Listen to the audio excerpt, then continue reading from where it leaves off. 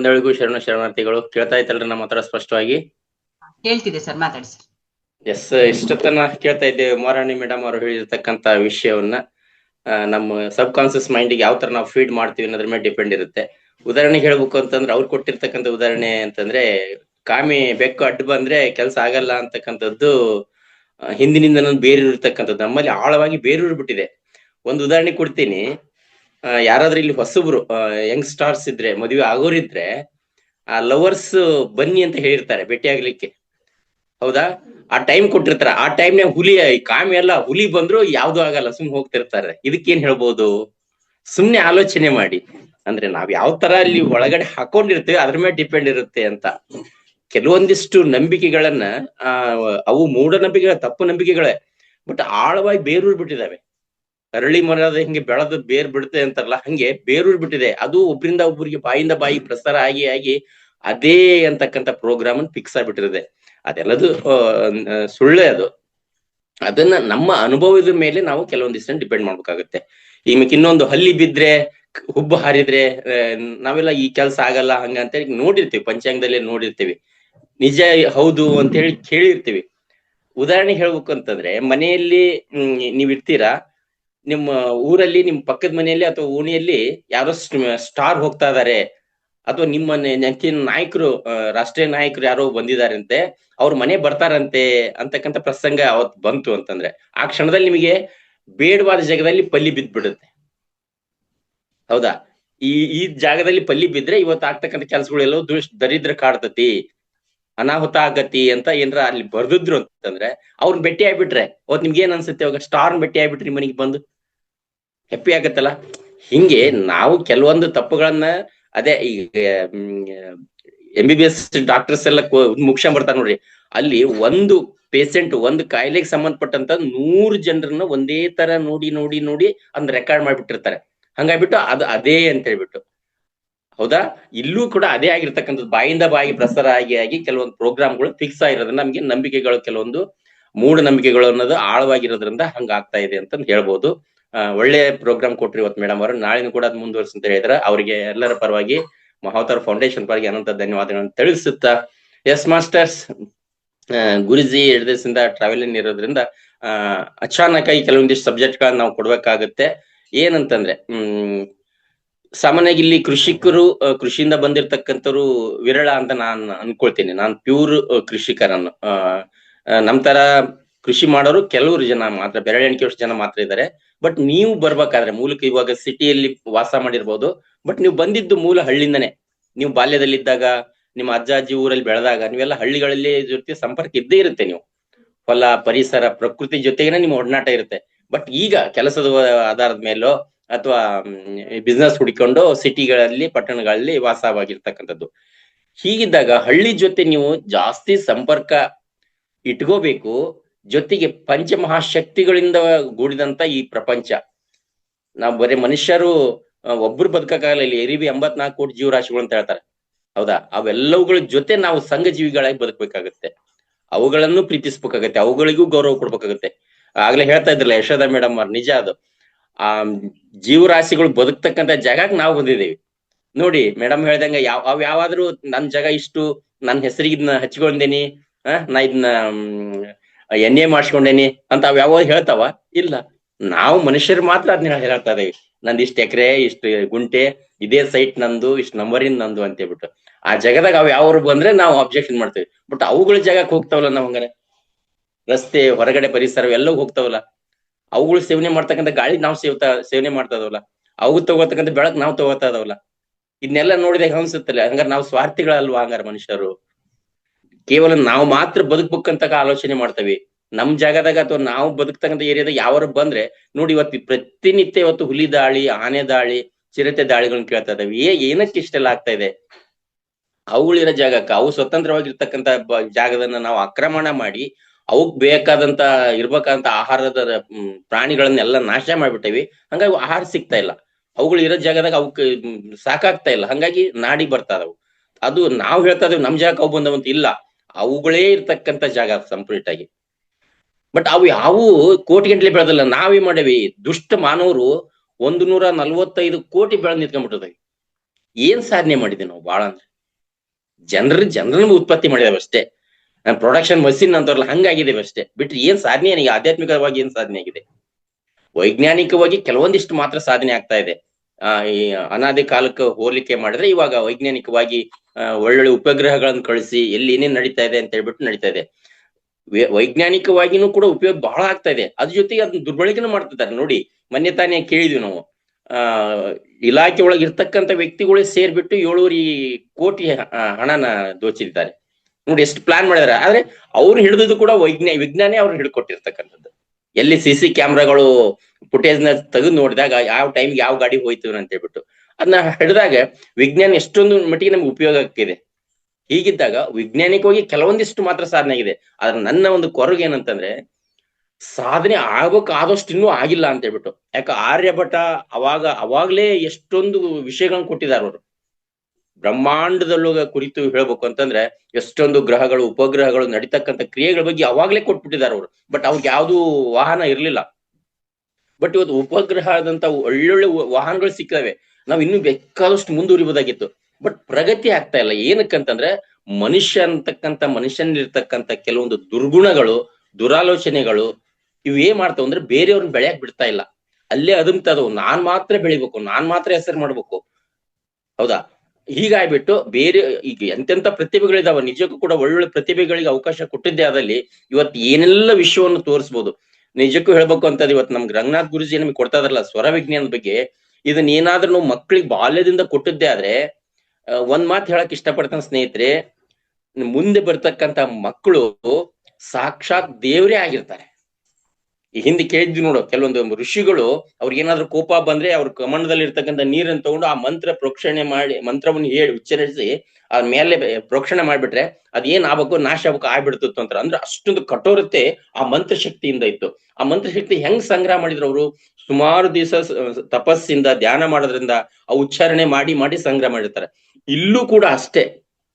ಈಗಿರ್ತಕ್ಕಂಥ ಈ ಸ್ವರ ವಿಜ್ಞಾನವನ್ನು ಕುರಿತಂತ ವಿಷಯವನ್ನ ನಾವು ಬಾಲ್ಯದಿಂದ ಮಕ್ಕಳಿಗೆ ಕೊಟ್ಟಿದ್ದೇ ಆದಲ್ಲಿ ಮುಂದೊಂದು ದಿನ ಈ ಭೂಮಿ ಮೇಲೆ, ಈ ಬ್ರಹ್ಮಾಂಡದಲ್ಲಿ ಏನೇನು ಹಿಂದೆ ನಡೆದಿಲ್ಲ ಅನಾದಿ ಕಾಲದಲ್ಲಿ ಅವು ಕೂಡ ನಡೆಸಬಹುದು ಅಂತಕ್ಕಂಥ ಮಾತನ್ನ ಹೇಳಕ್ ಇಷ್ಟಪಡ್ತೀನಿ. ಇಲ್ಲಿ ಒಂದು, ತಾವೆಲ್ಲರೂ ಕೂಡ ದಿನನಿತ್ಯ ಕ್ಲಾಸ್ ಬರ್ತಾ ಇದಿರಲ್ಲ, ಹೆಚ್ಚು ಧ್ಯಾನಕ್ಕೆ ಒತ್ತಾಯ ಕೊಡ್ರಿ, ಧ್ಯಾನ ಮಾಡ್ರಿ. ಕೆಲವೊಂದು ಎಲ್ಲರಿಗೂ ಕೂಡ ವಿಷಯವನ್ನ ಕೇಳಕ್ ಆಗದೆ ಇರ್ಬೋದು. ಅಟ್ಲೀಸ್ಟ್ ಕೇಳೋದ್ರಿಂದ ಏನಾಗತ್ತೆ ಅಂದ್ರೆ ಹಿಂಗೂ ಪ್ರಪಂಚ ಐತಾ. ನೋಡಿ, ಇವತ್ತು ಉಮಾರಾಣಿ ಮೇಡಮ್ ಕೊಡ್ತಕ್ಕಂಥ ವಿಷಯದಿಂದ ಹೌದಲ್ಲ, ಪ್ರೋಗ್ರಾಮಿಂಗ್ ಹೆಂಗ ಡಿಲೀಟ್ ಮಾಡೋದು, ವೈರಿಂಗ್ ಮಾಡೋದು ಮತ್ತು ಪ್ರೋಗ್ರಾಮ್ ರೀಸೆಟ್ ಮಾಡೋದು ಅಂತ ಹೇಳಿ ಎಷ್ಟು ಚೆನ್ನಾಗಿ ಕೊಟ್ಟರು ನೋಡೋರು. ಅಂದ್ರೆ ತಪ್ಪು ಅನ್ನೋದನ್ನ ನಾವು ಇದು ತಪ್ಪು, ಇದು ಬಿಡಬೇಕು ಅಂತ ಡಿಲೀಟ್ ಮಾಡ್ತಾ ಬಂದಾಗ ಅದು ಡಿಲೀಟ್ ಆಗತ್ತೆ. ಹೊಸದನ್ನು ಹಿಂಗೂ ಐತ ವಿಷಯ ಈ ತರನೂ ಐತಾ, ಈ ತರನು ತಗೋಬಹುದು ಅಂತಂದಾಗ ಅದನ್ನ ಪ್ರಿಂಟ್ ಅಂದ್ರೆ ಪ್ರೋಗ್ರಾಮ್ ಮಾಡ್ತಾ ಬಂದಾಗ ಅಂದ್ರೆ ಪುನರ್ಮನನ ಮಾಡ್ತಾ ಬಂದಾಗ ಆ ಪ್ರೋಗ್ರಾಮ್ ಸೆಟ್ ಆಗತ್ತೆ. ಇದಕ್ಕೆಲ್ಲದಕ್ಕೂ ಕೂಡ ನಾವೇ ಕಾರಣ. ನಮ್ಮ ಅಳಿವು, ನಮ್ಮ ಉಳಿವು, ನಮ್ಮ ಏಳಿಗೆ, ನಮ್ಮ ಅವನತಿಗೆ ಅದೆಲ್ಲದೂ ಕೂಡ ನಾವೇ ಕಾರಣ. ನಮ್ಮ ಆಲೋಚನೆ ಕಾರಣ. ನಾವೇನ್ ಮಾತಿನಂತೆ ಮಹಾದೇವ್ ಅಂತ ಹೇಳ್ತಾರಲ್ಲ ಹಂಗೆ ನಾವೇನ್ ಮಾತಾಡ್ತೇವಿ, ನಾವ್ ಆಲೋಚನೆ ಏನ್ ಮಾಡ್ತೇವಿ, ನಮ್ ಬಿಹೇವಿಯರ್ ಹೆಂಗಿರುತ್ತೆ, ಇವೆಲ್ಲದ್ರ ಮೇಲೆ ಡಿಪೆಂಡ್ ಇರುತ್ತೆ. ಅದಕ್ಕೆ ಪ್ರತಿಯೊಂದು ಹಂತದಲ್ಲೂ ಕೂಡ ಇಷ್ಟೆಲ್ಲ ಕೇಳ್ತಾ ಬಂದಿದ್ದೀವಿ ನಾವು. ಸುಮಾರು ಜನ ತಿಂಗಳಿಂದ ಬಂದರೆ, ಕೆಲವರು 2 ವರ್ಷದಿಂದ ಇಲ್ಲಿ ಪ್ರೋಗ್ರಾಮ್ ಕೇಳ್ತಾ ಇದಾರೆ. ಬರೀ ಮಹಾತೋರ್ ಫೌಂಡೇಶನ್ ಅಂತಲ್ಲ, ಹೊರಗಡೆನೂ ಕ್ಲಾಸ್ ಕೇಳ್ತಿರ್ತಾರೆ. ಪ್ರತಿನಿತ್ಯ ಟಿವಿಯಲ್ಲಿ ಕೆಲವೊಂದು ಪ್ರೋಗ್ರಾಮ್ ನೋಡ್ತಾರೆ, ಸಿನಿಮಾಗಳು ನೋಡ್ತಿರ್ತಾರೆ. ಹೌದಾ? ವಾಟ್ಸಪ್ ಸ್ಟೇಟಸ್ ಬೇಕಾದಷ್ಟು ಪ್ರೋಗ್ರಾಮ್ಗಳು ಸಿಗ್ತಾ ಇದಾವೆ ನಮಗೆ. ಅದನ್ನೆಲ್ಲ ಕೇಳಿದೇವಿ, ಕಲ್ತೇವಿ. ಪ್ರೋಗ್ರೆಸ್ ಏನಾಗಿದೆ? ನಮಗೆ ನಾವೇ ಕ್ವಶನ್ ಹಾಕೋಬೇಕು. ಈ ಹಿಂದೆ 1 ವರ್ಷದ ಹಿಂದೆ, ಈ ಹಿಂದೆ 5 ವರ್ಷದ ಹಿಂದೆ ನಾನು ಯೌವನದಲ್ಲಿದ್ದಾಗ ಅಥವಾ ನಾ ಬಾಲ್ಯದಲ್ಲಿದ್ದಾಗ ನನ್ನ ಆಲೋಚನೆಗಳು, ನನ್ನ ಥಾಟ್ಸ್ ಲೆವೆಲ್ ಹೆಂಗಿತ್ತು. ಬಟ್ ಇವತ್ತಿಷ್ಟೆಲ್ಲ ಕೇಳ್ತಾ ನಾನು ಏನಾಗಿದ್ದೀನಿ? ಪ್ರೋಗ್ರೆಸ್ ಆಗಿದೇನೋ ಆಗಿಲ್ಲೋ? ಕೆಲವ್ರು ಹೇಳ್ತಾರ, ಅಲ್ಲ ಸರ್ ನಾನು 2 ವರ್ಷದಿಂದ ಧ್ಯಾನ ಮಾಡ್ತಾ ಇದೀನಿ, ನಾ ಬರೀ ಪೂಜೆನೆ ಮಾಡ್ತೇನೆ, ಸ್ನಾನ ಮಾಡ್ದೆ, ನಾನು ಒಂದು ನೀರು ಕುಡಿಯಲ್ಲ, ಇಷ್ಟೆಲ್ಲ ಮಾಡ್ತೇನೆ, ನಾ ಒಳ್ಳೇದನ್ನ ಬಯಸ್ತೇನೆ ಸಮಾಜದಲ್ಲಿ, ನಾ ಯಾರಾದ್ರೂ ದಾನ ಪಾನ ಕೇಳಿದ್ರೆ ಅದು ಕೊಡ್ತೀನಿ, ಇಷ್ಟೆಲ್ಲ ಮಾಡ್ತೇನೆ. ಬಟ್ ನನಗೆ ಒಳ್ಳೆ ಆಗ್ತಾ ಇಲ್ಲ. ನಾನು ಕೊಟ್ಟಿರ್ತಕ್ಕಂಥ ಸಾಲ, ಬೇರೆ ದುಡ್ಡು ಕೊಟ್ಟಿದ್ದೆ, ಒಳ್ಳೆ ಕೆಲ್ಸಕ್ಕಂತ ಕೊಟ್ಟಿದ್ದೆ, ದುಡ್ಡು ವಾಪಸ್ ಕೊಡ್ತಾ ಇಲ್ಲ. ನನ್ ಸೊಸಿ ನನ್ ಚೆನ್ನಾಗಿ ನೋಡ್ಕೊಳ್ತಾ ಇಲ್ಲ. ನನ್ನ ಅತ್ತಿ ಯಾಕೆ ನಂಗೆ ಇಷ್ಟೊಂದು ಕಾಡಿಸ್ತಾಳ, ನಾ ಎಲ್ಲ ಸೇವೆ ಮಾಡೋದು ಹಿಂಗ್ ಕಾಡ್ತಾಳ, ನನ್ ಮಗ ನನ್ ಮಾತು ಕೇಳ್ತಾ ಇಲ್ಲ. ಹೌದಾ? ಇವು ನಮ್ಮನ್ನ ಡಿಪ್ರೆಷನ್ಗೊಳಗಾಗಿ ಮಾಡಿಬಿಡುತ್ತೆ. ಇರ್ಬಹುದು. ಇದಕ್ಕೆ ಒಂದ್ಸರಿ ಹೇಳ್ತಾರೆ ನೋಡಿ, ಹಿಂದೆ ನಮ್ಮ ಕೆಲವೊಂದು ಪ್ರೋಗ್ರಾಮ್ಗಳಲ್ಲಿ ಕ್ಲಾಸ್ ಹೇಳಿದ್ರು, ಪೂರ್ವ ಜನ್ಮದ 7 ಜನ್ಮದ ಕರ್ಮಗಳು ಒಂದ್ಸರಿ ಕಾಡ್ತಕ್ಕಂಥ ಸಾಧ್ಯತೆ ಇರುತ್ತೆ ಅಂತ ಹೇಳ್ಬಿಟ್ಟು. ಹಿಂಗೆ ಕೆಲವೊಂದು ಕರ್ಮಗಳು ನಮಗೆ ಬಾಧಿಸ್ಬೋದು, ಬಟ್ ಅದು ಶಾಶ್ವತ ಅಲ್ಲ. ಒಂದು ತಿಳ್ಕೊಳ್ಳಿ, ನಾವ್ ಇತಿಹಾಸದಲ್ಲಿ ಯಾರೆಲ್ಲ ಕಥೆಗಳನ್ನು ಕೇಳಿದೇವಿ, ನೋಡಿದೇವಿ, ಅವ್ರಿಗೆ ಬಂದಂತ ಕಷ್ಟಗಳು, ನೋವುಗಳು, ಹತಾಶೆಗಳು, ದುಃಖಗಳು ಕೊನೆಗೊಂದ್ ದಿವಸ ಅವು ಬಯಲಾಗಿದ್ದಾವೆ. ಅವರು ಅದ್ರ ಸಕ್ಸಸ್ಫುಲಿ ಬಂದೇ ಬಂದಿದ್ದಾರೆ. ಇದನ್ನೆಲ್ಲ ನೋಡಿದ್ರೆ ಹಂಗಾರೆ ನಮಗೂ ಕೂಡ ಅವ್ರ ತರನೇ ನಮಗೂ ಲೈಫ್, ನಮಗೂ ಒಂದ್ ದಿವಸ ಸಕ್ಸಸ್ ಬಂದೇ ಬರುತ್ತೆ, ನಮ್ಮ ಕಷ್ಟಗಳು ದೂರ ಆಗೇ ಆಗ್ತವೆ. ನಾವು ಕೊಟ್ಟಿರ್ತಕ್ಕಂಥ ದುಡ್ಡು ಅವ್ರ ಕಡೆಯಿಂದ ಬರದೇ ಇರ್ಬೋದು, ನಾವ್ ಯಾರಿಗ್ ಕೊಟ್ಟಿದ್ವಿ ಅವ್ರ ಕಡೆಯಿಂದ ವಾಪಸ್ ಬರದೇ ಇರ್ಬೋದು. ಈ ಪ್ರಪಂಚ ಮಾಡ್ತದೆ ಬೇರೆ ಇನ್ನೊಬ್ರ ಕಡೆಯಿಂದ ನಮಗೆ ಹೆಲ್ಪ್ ಮಾಡುತ್ತೆ, ಬದುಕ್ಲಿಕ್ಕೆ ಸಹಾಯ ಆಗುತ್ತೆ, ನಮ್ ಕನಸುಗಳು ನನಸಾಗ್ತವೆ, ನಮ್ ಕೆಲಸಗಳು ಆಗ್ತವೆ. ಆಗ್ತಕ್ಕಂಥ ಕೆಲಸ ಆಯ್ತು ಅಂತಂದ್ರೆ ಕೊಡೋರು ಯಾರು ಕೊಟ್ರಿ ಬಂದ್ರೆ ಆಯ್ತಲ್ಲ. ಹಾಗಾಗ್ಬಿಟ್ಟು ನಾವು ಒಳ್ಳೇದನ್ನೇ ಬಯಸ್ಬೇಕು, ಒಳ್ಳೆ ಆಲೋಚನೆನೇ ಮಾಡ್ಬೇಕು, ಒಳ್ಳೆಯವ್ರ ಸಹವಾಸನೆ ಮಾಡ್ಬೇಕು. ಇಲ್ಲಿ ಬಂದಿರೋದ್ರಲ್ಲಿ ಸಾಮಾನ್ಯ ಎಲ್ಲರೂ ಯಾರು ಒಳ್ಳೆತನ ಬಯಸಿದಾರ ಅವ್ರು ಮಾತ್ರ ಮಹಾವತಾರ್ ಫೌಂಡೇಶನ್ ಪರಿಚಯ ಆಗಿದೆ. ಇಲ್ಲಿ ಇರ್ತಕ್ಕಂಥ ಕ್ಲಾಸ್ಗಳು ನಿಮಗೆ ಸಿಗ್ತಾ ಇದಾವೆ ಅಂತ ಹೇಳಕ್ ಇಷ್ಟಪಡ್ತೇನೆ. ಇಷ್ಟು ಮಹಾವತಾರ್ ಫೌಂಡೇಶನ್ ಇಂದ ಬರ್ತಕ್ಕಂಥ ಪ್ರತಿಯೊಂದು ಕ್ಲಾಸ್ಗಳನ್ನು ಕೂಡ ಸಾಧ್ಯ ಆದ್ರೆ, ಪ್ರತಿಯೊಂದು ಕ್ಲಾಸ್ಗಳನ್ನು ನಿಮಗೆ ಮೆಡಿಟೇಷನ್ ಕುಂದ್ರಕ್ಕಾಗಲ್ಲ, ಅಟ್ಲೀಸ್ಟ್ ಕೇಳಿ, ಇಯರ್ಫೋನ್ ಹಾಕೊಂಡು ಪ್ರೋಗ್ರಾಮ್ಗಳನ್ನ ಕೇಳಿ. ಸಾಧ್ಯ ಆದ್ರೆ ಬೇರೆ ಪ್ರೋಗ್ರಾಮ್ಗಳು ನೋಡೋದ್ ಬಿಟ್ಟು, ಟಿವಿ ಇಲ್ಲಿ ಅಥವಾ ಇದು ಮನೆಯಲ್ಲಿ ಮೊಬೈಲ್ ನಲ್ಲಿ ಬೇರೆ ಪ್ರೋಗ್ರಾಮ್ ನೋಡ್ಬಿಟ್ಟು, ಮಹಾವತಾರ್ ಫೌಂಡೇಶನ್ ಹಲವಾರು ರೆಕಾರ್ಡೆಡ್ ಕ್ಲಾಸಸ್ ಇದಾವೆ, ಸುಮಾರು ಇಲ್ಲಿ 4-5 ಸಾವಿರಕ್ಕಿಂತ ಜಾಸ್ತಿ ಕ್ಲಾಸ್ ಇದಾವೆ. ಅದನ್ನ ಸರ್ಚ್ ಮಾಡ್ತಾ ಹೋಗ್ತೀವಿ, ಅಲ್ಲಿ ಯಾವ್ದೋ ಒಂದು ಕ್ಲಾಸ್ ಬರುತ್ತೆ, ಅದನ್ನ ಅಟ್ಲೀಸ್ಟ್ ಕೇಳಿ. ಇದ್ರಿಂದ ನಮಗೆ ಏನಾಕತಿ ಅಂತಂದ್ರೆ ಆ ಜ್ಞಾನದ ಮಟ್ಟ ಜಾಸ್ತಿ ಆಗುತ್ತೆ. ನಮ್ಮ ಬುತ್ತಿ ಏನ್ ಹೇಳ್ತಾರಲ್ಲ, ಒಳ್ಳೆ ಬುತ್ತಿ ಕಟ್ಟಿದ್ರೆ ಮುಂದೆ ನಮಗೂ ಬುತ್ತಿ ಉಪಯೋಗ ಬರುತ್ತೆ, ನಮ್ಮ ಕುಟುಂಬದ ಮಕ್ಕಳಿಗೂ ಮೊಮ್ಮಕ್ಕಳಿಗೂ ಒಳ್ಳೆ ಉಪಯೋಗ ಬರುತ್ತೆ. ನಾವೇನಾದ್ರೂ ಕರ್ಮ ಕೆಲಸ ಮಾಡಿ ಕರ್ಮ ಬುತ್ತಿ ಕಟ್ಕೊಂಡ್ವಿ ಅಂದ್ರೆ ಕರ್ಮ ಬುತ್ತಿ ಹೆಂಗ್ ಕಟ್ಕೊಂತೀವಿ? ನಾವು ಆಡೋ ಮಾತಿನಿಂದ, ಕೆಟ್ಟ ಮಾತಾಡೋದ್ರಿಂದ, ಕೆಟ್ಟ ಆಲೋಚನೆ ಮಾಡೋದ್ರಿಂದ, ಕೆಟ್ಟವ್ರ ಸಾಹಸ ಮಾಡೋದ್ರಿಂದ, ಕೆಟ್ಟ ಕೃತಿಗಳಲ್ಲಿ ಭಾಗವಹಿಸೋದ್ರಿಂದ ನಮ್ಮ ಕರ್ಮ ಬುತ್ತಿ ಜಾಸ್ತಿ ಆಗುತ್ತೆ. ಈ ಬುತ್ತಿ ಫಲ ಏನಾಗುತ್ತೆ? ಮಕ್ಕಳು ಅನುಭವಿಸ್ಬೇಕಾಗುತ್ತೆ, ಮೊಮ್ಮಕ್ಕಳು ಅನುಭವಿಸ್ಬೇಕಾಗುತ್ತೆ. ನೋಡಿ, ನಿಮ್ಮ ಕುಟುಂಬದ ಹೆಸರು ಬ್ರಾಂಡ್ ಇದು, ನಿಮ್ಗೆ ಬಂದಿರ್ತಕ್ಕಂಥ ಹೆಸರು ಕೂಡ ಬ್ರಾಂಡ್ ಇದು. ನಿಮ್ ಹೆಸರು ಕರೆಯೋದ್ ಬಿಟ್ಟು ಬೇರೆ ಕರೆ ನೀವು ಹೂ ಅಂತೀರಾ? ಇಲ್ಲ. ನೋಡಿ ಎಂತ ಬ್ರಾಂಡ್ ನೇಮ್ ಬಂದಿದೆ ನಿಮ್ಗೆ. ಆ ಬ್ರಾಂಡ್ ನೇಮ್ ಅಟ್ಲೀಸ್ಟ್ ಮುಂದೆ ಕುಳಿಬೇಕು ಅಂದ್ರೆ, ಇವಾಗ ಹೇಳ್ಬೇಕು ಅಂತಂದ್ರೆ ಸ್ವಾಮಿ ವಿವೇಕಾನಂದ ನೋಡಿ, ಹೆಚ್ಚು ವರ್ಷ ಬದುಕಲಿಲ್ಲ ಅವ್ರು, ಕೇವಲ 37 ವರ್ಷದ ಬದುಕಿದ್ದಷ್ಟೇ. ಬಟ್ ಆ ಅವಧಿ ಒಳಗನೆ ಎಂತ ಮಹತ್ ಸಾಧನೆ ಮಾಡಿದ್ರು. ಅದೊಂದು ಬ್ರಾಂಡ್ ಅದೌದು, ಆ ನೇಮ್ ಬ್ರಾಂಡ್. ಹಂಗೆ ನಿಮ್ಮ ನೇಮ್ ಬ್ರಾಂಡ್ ಕೂಡ ನೆಕ್ಸ್ಟ್ ಜನರೇಷನ್ಗೆ ಬರ್ತಕ್ಕಂಥ ನಿಮ್ಮ ಮಕ್ಕಳು, ನಿಮ್ಮ ಏನ್ ಮುಂದಿನ ಪೀಳಿಗೆ ಬರುತ್ತಲ್ಲ, ಅವ್ರಿಗೆ ಇಂಥವ್ರು ಇದ್ರಂತೆ, ನಮ್ಮ ಅಜ್ಜ ನಮ್ಮ ಅಪ್ಪ ಹಿಂಗಿದ್ರಂತೆ, ನಮ್ಮ ಅಮ್ಮ ಹಿಂಗಿದ್ರಂತೆ ಅಂತಕ್ಕಂಥ ನುಡಿಯನ್ನ ಅವ್ರು ಹೇಳುತ್ತಾರೆ ಇರ್ಬೇಕು ಅಂದ್ರೆ ನೀವು ಒಳ್ಳೆಯದನ್ನೇ ಪಾಲಿಸ್ಬೇಕಾಗುತ್ತೆ. ಈ ಒಂದು ನಿಟ್ಟಿನಲ್ಲಿ ನಮಗೆ ಬರುತ್ತೆ. ಹಂಗಾರೆ ಅಲ್ಲ ಸರ್, ನಾನು ಏನ್ ಮಾಡಿದ್ರು ಬರೀ ನನ್ ಕೆಟ್ಟವರೇ ಬರ್ತಾರಲ್ಲ, ಕೆಟ್ಟದ್ದೇ ಸಿಗುತ್ತಲ್ಲ, ಏನ್ ಮಾಡ್ಬೇಕು? ಇರಬಹುದು. ಯಾಕಂದ್ರೆ ಮನೆಯನ್ನು ಪ್ರತಿನಿತ್ಯ ಗುಡಿಸ್ತೇವೆ ನಾವು, 2 ಹೊತ್ತು ಗುಡಿಸ್ತೇವೆ, ಆದ್ರೂ ಕಸ ಬೀಳುತ್ತೆ. ಅದು ಯಾಕಂದ್ರೆ ಪ್ರಕೃತಿ ಇರೋದು ಹಂಗಿದೆ. ಹಂಗಿದ್ರೆ ನನಗೆ ಅನುಭವಕ್ಕೆ ಬರ್ಬೇಕು ಅಂತಂದ್ರೆ ಕೆಟ್ಟದ್ದು ಅಂದ್ರೆ ಏನು, ಕೆಟ್ಟ ಮಾತು ಅಂದ್ರೆ ಏನು, ಕೆಟ್ಟವ್ರ ಸಹವಾಸನ ಪರಿಣಾಮ ಏನಾಗುತ್ತೆ ಅಂತ ನಮಗೆ ಅರಿವಿ ಬರ್ಬೇಕು ಅಂದ್ರೆ ಅದ್ ನಮಗೆ ಆಗ್ಲೇಬೇಕು. ಕಸ ಬಿದ್ದಾಗಲೇ ಕಸಬರಿಗಿದ್ದಂಗೆ ಕಸ ಹೊಡಿತೇವೆ ನಾವು.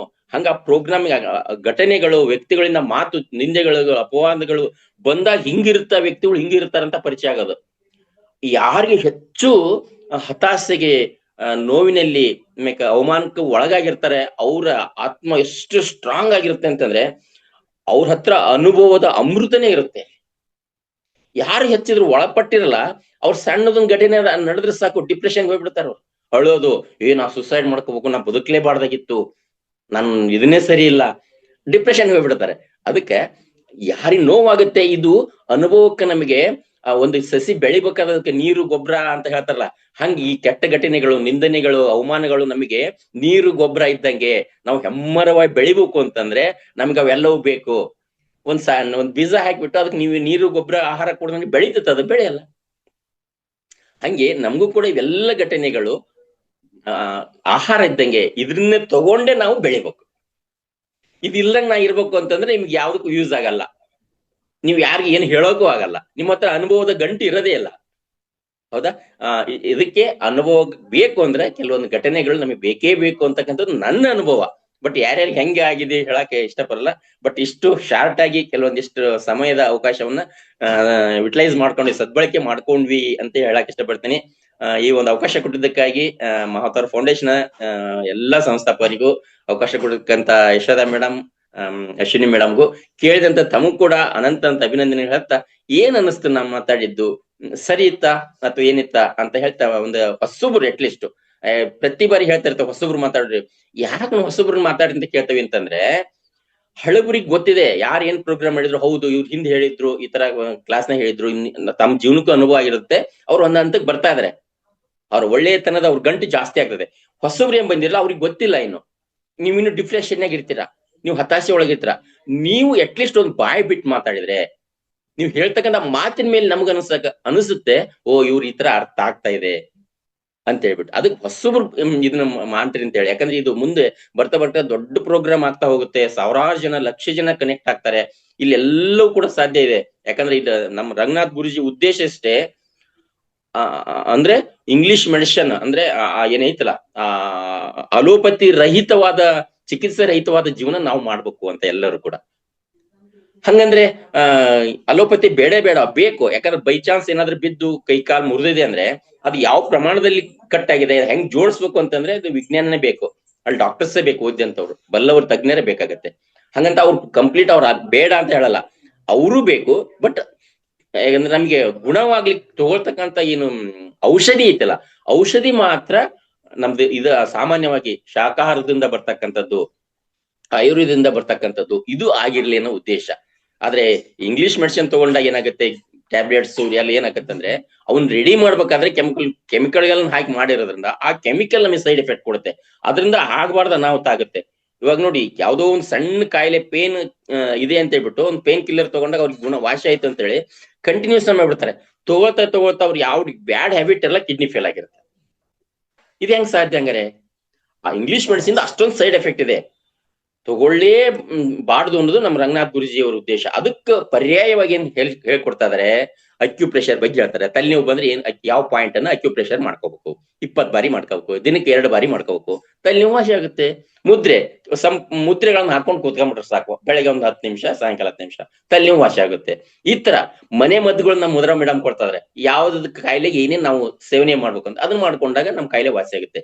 ಹಿಂಗ ಈ ಮನೆ ಮದ್ದು ಈ ತರ ವಿಧಾನದ ನಮ್ಮ ಕಾಯಿಲೆಗಳನ್ನು ವಾಸಿ ಮಾಡ್ಕೊಂಡು ಆದಷ್ಟು 199% ಅಲೋಪತಿ ಔಷಧಿಗಳ ರಹಿತವಾಗಿ ನಾವು ಲೈಫ್ ಲೀಡ್ ಮಾಡೋಣ ಅಂತ ಹೇಳಿ ಒಂದ್ ಕಡೆ. ಆದ್ರೆ ಇನ್ನೊಂದು, ಸುಮಾರು ಜನ ಡಿಪ್ರೆಷನ್ಗೆ ಒಳಗಾಗಿದ್ದಾರೆ. ಇಲ್ಲಿ ಮನೆಯಲ್ಲಿ ಇರ್ತಕ್ಕಂಥ ಅವ್ರ ಸಂಗಾತಿಗಳ ಜೊತೆ ಇರ್ತಕ್ಕಂಥ ಬಿಹೇವಿಯರ್ ಸರಿ ಇಲ್ಲದೆ ಇದ್ದಾಗ, ಮಕ್ಕಳು ಮಾತು ಕೇಳದೆ ಇದ್ದಾಗ, ಅತ್ತೆ ಸೊಸೆ ಬಾಂಧವ್ಯ ಸರಿ ಇದ್ದಾಗ, ಪಕ್ಕದ ಮನೆಯವ್ರ ಜೊತೆ ಹೊಂದಾಣಿಕೆ ಇಲ್ಲದಾಗ, ಅಣ್ತಮ್ಗಳು ಹಿಸ್ಸೆ ಸಲುವಾಗಿ ಹೋರಾಟ ಆದಾಗ, ಆಮೇಲೆ ಸಮಾಜದೊಳಗೆ ಯಾವ್ದೋ ಒಂದು ಸ್ಥಾನ ನನಗೆ ಸಿಗ್ಲಿಲ್ಲ ಅಂತ ಹೇಳ್ಬಿಟ್ಟು, ಒಬ್ಬ ಮೆಂಬರ್ ಆಗ್ಬೇಕಾಯ್ತು, ನಾ ಎಷ್ಟು ರೊಕ್ಕ ಖರ್ಚು ಮಾಡಿದ್ರೆ ನಾನು ಮೆಂಬರ್ ಆಗಿಲ್ಲ, ಅದಕ್ಕೆ ಡಿಪ್ರೆಷನ್ ಹೋಗ್ಬಿಡೋದು.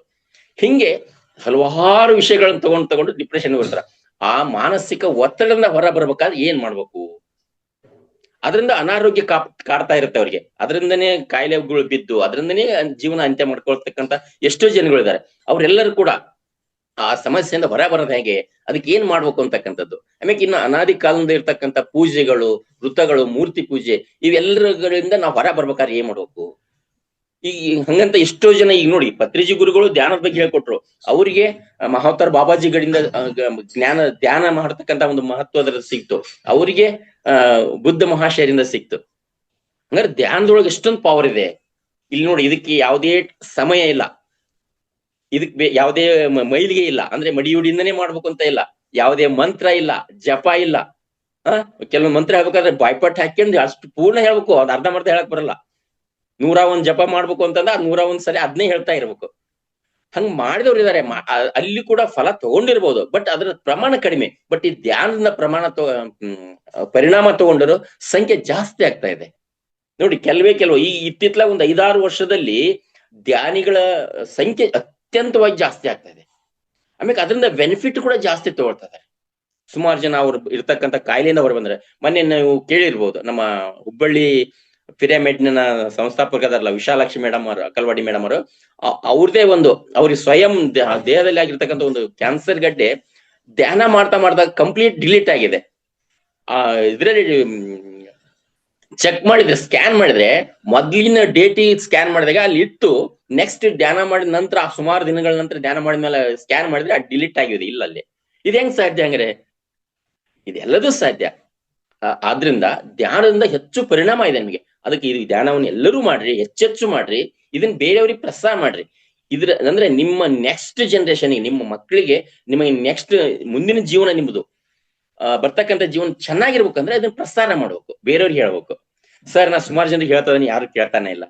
ಕೇಳ್ತಾರ ಬಿಡ್ತಾರೋ, ನೀವು 100 ಜನಕ್ಕೆ ಹೇಳ್ತಾ ಹೋಗ್ರಿ. 100 ಜನನು ಕೇಳ್ದಂಗಿದ್ರೆ ತಲೆ ಕೆಡ್ಸ್ಕೊಬೇಡ್ರಿ. 101ನೇದವನು ಇಂಥ ವಿಷಯ ಕೇಳಕ ಕಾರ್ಗಂಗ್ ಕುಂತಿರ್ತಾನೆ, ಇದು ಗೊತ್ತಿರ್ಲಿ ನಿಮಗೆ. ಹೌದ್ರಾ, ಈ ತರ ಧ್ಯಾನ ಮಾಡ್ಬೋದ್ರಾ? ನನಗ್ ಗೊತ್ತೇ ಇರ್ಲಿಲ್ಲಲ್ರಿ, ಅಂತ ವಿಷಯ ಹೇಳಿದ್ರಲ್ರಿ ನೀವು. ನಿಮ್ಗೆ ಪುಣ್ಯ ಬರ್ಲಿ ಅಂತ ನಾನು ಯಾರು 100 100 ಜನ ಹೇಳ್ಬೋದು, ಇದು ಬೇಡ, ಇದು ನಮ್ಮಂತರಿಗೆಲ್ಲ, ಇದು ವಯಸ್ಸಾದ್ಮೇಲೆ ಮಾಡೋದು, ಮುದುಕರು ಮಾಡೋದು, 60 ವರ್ಷ ಮ್ಯಾಲ್ ಮಾಡ್ಬೇಕು ಅಂತ ಹೇಳಿ. ಬಟ್ ನನ್ನ ಉದ್ದೇಶ ಎಷ್ಟಿದೆ, ಯಾರೆಲ್ಲ ಯಂಗ್ ಸ್ಟಾರ್ಸ್, ಈಗ ಹೆಣ್ಮಕ್ಳು 14 15 ವರ್ಷದಿಂದ, ಗಂಡ್ ಮಕ್ಳಿಗೆ ಒಂದು 15 20 ವರ್ಷದಿಂದ ಅವ್ರಿಗೆ ಈ ಜ್ಞಾನ ಕೊಡಕ್ ಸ್ಟಾರ್ಟ್ ಮಾಡಿದ್ರೆ, ಈ ಜ್ಞಾನದಿಂದನೇ ಸಂಪೂರ್ಣವಾಗಿ ಅವರು ಆಧ್ಯಾತ್ಮಿಕ ಒಳಗ್ ಹೋಗಿ ಆನಂತರ ದಂಪತಿಗಳಾಗಿ, ಶಾಸ್ತ್ರೋಕ್ತವಾಗಿ ದಂಪತಿಗಳಾಗಿ, ನಂತರ ಬರ್ತಕ್ಕಂಥ ಅವರಿಂದ ಬರ್ತಕ್ಕಂಥ ಏನು ಮರಿ ಬರುತ್ತಲ್ಲ, ಅದು ಪ್ಯೂರ್ ಆಧ್ಯಾತ್ಮಿಕವಾಗಿ ಇರುತ್ತೆ. 100ಕ್ಕೆ 1000 ಪಟ್ಟು ಅದು ಆಧ್ಯಾತ್ಮಿಕವಾಗಿರುತ್ತೆ. ಆ ಬರ್ತಕ್ಕಂಥ ಶಿಶು ಏನಿರುತ್ತಲೆ, ಹೆಂಗಿರುತ್ತೆ ಅಂತಂದ್ರೆ, ರಾಮಕೃಷ್ಣ ಪರಮಹಂಸರು, ಸರ್ವಜ್ಞರವರು, ವಿವೇಕಾನಂದ ಅವರು, ಹೌದಾ, ರಮಣ ಮಹರ್ಷಿಗಳು, ಇವರೆಲ್ಲ ಇದ್ರಲ್ಲ, ಆ ತರನೇ ಬರುತ್ತೆ. ಇನ್ನು ಕೆಲವು ಹೇಳ್ಬೇಕು ಅಂತಂದ್ರೆ, ರಾಘವೇಂದ್ರ ಮಹಾಸ್ವಾಮಿ, ಸಾಯಿಬಾಬಾ, ನೋಡಿ ಎಷ್ಟೊಂದು ಭಕ್ತರಿದ್ದಾರೆ. ಬಟ್ ಅಲ್ಲಿ ಹೆಂಗ್ ಹೋಗ್ತಾರೆ ಅಂತಂದ್ರೆ, ಒಂದು ದಿನ ಮಿಸ್ ಮಾಡಲ್ಲ. ಅವ್ರು ಹೋಗ್ತಕ್ಕಂಥ ಸಿಸ್ಟಮ್ ಮಡಿ ಉಡಿ ಅವ್ರ ಭಕ್ತಿಯಿಂದ ಹೋಗ್ತಕ್ಕಂಥ, ಬಟ್ ಅವ್ರು ಇನ್ನೂ ತಮ್ಮ ಇರ್ತಕ್ಕಂಥ ಸಮಸ್ಯೆಯಿಂದ ಹೊರಗೆ ಬಂದಿಲ್ಲ. ಮತ್ ಏನ್ ತಗೊಂಡ್ರಲ್ಲಿ ಅವರು? ಹೋಗ್ತಾರೆ, ಟೈಮಿಗೆ ಸರಿಯಾಗಿ ಪೂಜೆ ಮಾಡ್ತಾರೆ, ಅಣಕಾಯಿ ಮಾಡಿಸ್ತಾರೆ, ಎಷ್ಟೊತ್ತು ಸುತ್ತ ಹೊಡಿಬೇಕು ಹೊಡಿತಾರೆ, ಅದೇನ್ ಮಂತ್ರ ಅಥವಾ ಅದು ಸ್ತೋತ್ರ ಪಠನ ಮಾಡ್ತಾರೆ, ಎಲ್ಲಾ ಮಾಡ್ತಾರೆ. ಕರೆ ಎಷ್ಟೋ ತಿಂಗಳು ವರ್ಷಗಳಿಂದ ಮಾಡ್ತಿದಾರೆ. ಬಟ್ ಅವ್ರಿಗೆ ಇರ್ತಕ್ಕಂಥ ಕಾಯಿಲೆಯಿಂದ ಹೊರ ಬಂದಿಲ್ಲ, ಅವ್ರ ಇರ್ತಕ್ಕಂಥ ಮಾನಸಿಕ ಒತ್ತಡದಿಂದ ಹೊರ ಬಂದಿಲ್ಲ. ಅವ್ರ ಸರೌಂಡಿಂಗ್, ಅವ್ರ ಸರ್ಕಲ್ ನಿಂತಲ್ಲ, ಗಂಡ ಹೆಂಡತಿ ಮಕ್ಕಳು ಅಂತಗಳು, ಅವರಲ್ಲಿ ಹೊಂದಾಣಿಕೆನೇ ಇಲ್ಲ. ಮತ್ ಏನ್ ಮಾಡ್ದೆ ಹಂಗಾರೆ? ಹಂಗಾರೆ ಎಲ್ಲರೂ ಅಂತಲ್ಲ, ಪರ್ಸೆಂಟೇಜ್ ನೋಡಿದಾಗ ಕೆಲವರಿಗೆ ಮಾತ್ರ ಬಂದಿದೆ ರಿಸಲ್ಟ್, ಪಡ್ಕೊಂಡಿರ್ಬೋದು. ಆದ್ರೆ 100ಕ್ಕೆ 70 80% ಇನ್ನೂ ಅದ್ರ ಕೊರಗಿನಲ್ಲೇ ಇದಾರೆ ಅವ್ರು. ಬಟ್ ಧ್ಯಾನಕ್ಕೆ ಬಂದ್ರೆ ಪರ್ಸೆಂಟೇಜ್ ಜಾಸ್ತಿ ಇದೆ ಇಲ್ಲಿ. ಹಂಗ ಸರ್ ನೀವು ಹೇಳ್ದಂಗೆ ಧ್ಯಾನ ಮಾಡ್ಬಿಟ್ರೆ ಎಲ್ಲವೂ ಪ್ರಾಬ್ಲಮ್ ಸಾಲ್ವ್ ಆಗ್ಬಿಡ್ತಾವ ತಕ್ಷಣ. ಇಲ್ಲೂ ಕೂಡ ಟೈಮ್ ಇರುತ್ತೆ. ಇಲ್ಲೂ ಕೂಡ ಆಗ್ಲೇ ಹೇಳಿದೆ ನಾನು, ಎಲ್ಲಾ ನೋವುಗಳು ಹತಾಶೆಗಳು ನಮ್ಗೆ ಅನುಭವಕ್ಕೆ ಬರ್ಬೇಕು. ಅನುಭವಕ್ಕೆ ಹಂಗಾರೆ ನನ್ನ ಪಾತ್ರ ಏನು? ಬೇಕಿದ್ರೆ ಇದಕ್ಕೊಂದು ಭಯಂಕರ ಕ್ಲಾಸಸ್ ಇದೆ.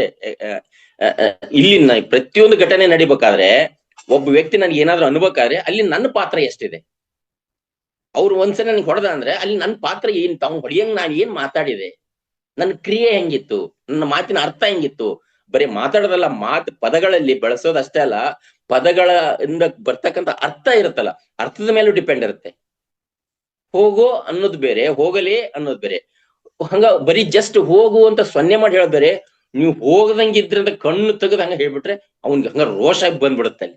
ನೋಡ್ರಿ, ಭಾವನೆಗಳು ಎಕ್ಸ್ಪ್ರೆಸ್ ಮಾಡ್ತಕ್ಕಂಥ ರೀತಿ, ಅಂದ್ರೆ ಉಚ್ಚಾರ ಐತಲ್ಲ, ಆ ಸ್ವರ ಐತಲ್ಲ, ಅದು ಏರು ಇಳು ಅಲ್ಲೂ ಕೂಡ ಡಿಪೆಂಡ್ ಆಗುತ್ತೆ ಎದುರುಗಡೆ ಇರೋರ ಮೇಲೆ ಪರಿಣಾಮ ಬೀರ್ಲಿಕ್ಕೆ. ಅದಕ್ಕೆ ಎಲ್ಲದನ್ನು ಕೂಡ ನಾವು ಕಲಿಬೇಕಾಗಿದೆ. ಅಲ್ಲಿ ಎಲ್ಲದರಲ್ಲಿ ನೋಡಿದಾಗ ಸುಮಾರು ಏನೇ ಒಂದು ಕೆಟ್ಟ ಘಟನೆ ನಡಿಬೇಕಾದ್ರೆ, ಒಂದು ಜಗಳ ನಡಿಬೇಕಾದ್ರೆ, ಆ ಬೇರೆಯವ್ರ ಮೇಲೆ ಎಷ್ಟು ದೂಷಿಸ್ತಾವಲ್ಲ, ಅಷ್ಟೇ ಪ್ರಮಾಣ ನಮ್ಮಲ್ಲೂ ಇರುತ್ತೆ, ನಮ್ದು ತಪ್ಪಿರುತ್ತೆ. ಬಟ್ ನಾವು ನಮ್ಮನ್ನ ನೋಡಲ್ಲ, ಬೇರೆಯವ್ರದಷ್ಟೇ ಹುಡುಕ್ತಿರ್ತೇವೆ.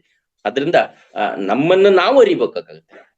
ನನ್ನನ್ನು ನಾನು ಅರ್ತಾಗ ಸಮಾಜ ಹೆಂಗಿದೆ, ಪ್ರಪಂಚ ಹೆಂಗಿದೆ, ನಮ್ಮ ಕುಟುಂಬದವ್ರು ಹೆಂಗಿದ್ದಾರೆ, ನಮ್ಮ ಅತ್ತೆ ಮಾವ ಮಕ್ಕಳು ಗಂಡ ಹೆಂಡತಿ ಹೆಂಗಿದ್ದಾರೆ ಅನ್ನೋದು ಗೊತ್ತಾಗುತ್ತೆ. ಅದಕ್ಕೆ ನನ್ನನ್ನು ನಾನು ಫಸ್ಟ್ ಅರಿಬೇಕು ಅಂತಕ್ಕಂಥದ್ದು ನನ್ನ ಒಂದು ಅನುಭವದ ಸಂದೇಶ. ದಯವಿಟ್ಟು ಯಾರಿಗಾದ್ರೂ ಅನುಭವಿಕರು ಯಜಮಾನ್ರಿದ್ದೀರಾ, ನನ್ನ ಮಾತಿನಲ್ಲಿ ಏನಾದ್ರು ತಪ್ಪುಗಳು ಅನ್ಸಿದ್ರೆ ಸಲಹೆ ಕೊಡಿ ಅಂತ ಹೇಳ್ತಾ, ನಾನು ಇಷ್ಟು ತನ್ನ ಮಾತಾಡ್ಲಿಕ್ಕೆ ಅವಕಾಶ ಕೊಟ್ಟಿದ್ದಕ್ಕಾಗಿ, ಕೇಳಿದ್ದಕ್ಕಾಗಿ ತಮ್ಮೆಲ್ಲರೂ ಕೂಡ ಅನಂತ ವಂದನೆಗಳು.